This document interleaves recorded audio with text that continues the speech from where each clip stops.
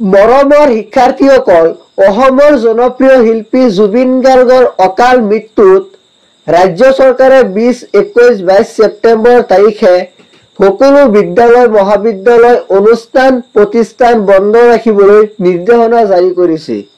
এতিয়া প্ৰশ্নটো হৈছে 22 ছেপ্টেম্বৰ তাৰিখে হ'বলগীয়া হাফ ইয়াৰলি পৰীক্ষাটো পষ্টপন হৈছে নেকি বা সেই পৰীক্ষাসমূহ কেতিয়া অনুষ্ঠিত হ'ব? এই সন্দৰ্ভত লখিমপুৰ ডিষ্ট্ৰিক্টৰ পৰা এটা নোটিছ আহিছে। এতিয়া আমি নোটিছখন চাওঁ।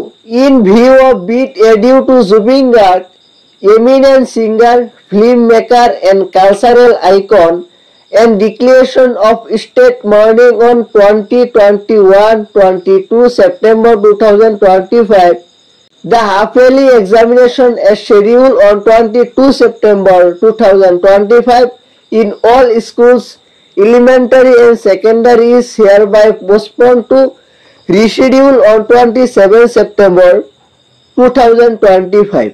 অসমৰ গায়ক, চলচ্চিত্ৰ নিৰ্মাতা, সংস্কৃতিৰ ভূদিক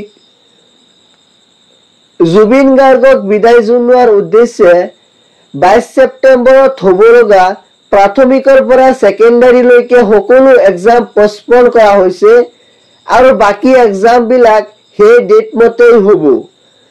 22 তাৰিখ অৰ্থাৎ সোমবাৰৰ পৰা যিটো পৰীক্ষা এইটো পষ্টপন কৰি এটা ডেট দিয়া হ'ব আৰু এইটো সকলো ডিষ্ট্ৰিক্টৰ বাবে সেম হ'ব আৰু প্ৰত্যেক ডিষ্ট্ৰিক্ট এডমিনিষ্ট্ৰেশ্যনৰ পৰা এটা নিৰ্দেশনা আহিব পাৰে।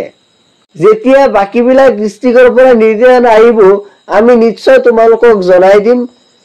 তাৰ কাৰণে আমাৰ চেনেলটো সাবস্ক্ৰাইব কৰি বেল আইকনটো দবাই দিবা আৰু এই ভিডিঅ'বিলাক তোমালোকৰ বন্ধু বান্ধৱীক শ্বেয়াৰ কৰি দিবা যাতে সকলো খবৰবিলাক অতি সোনকালে পাই যায়। ধন্যবাদ।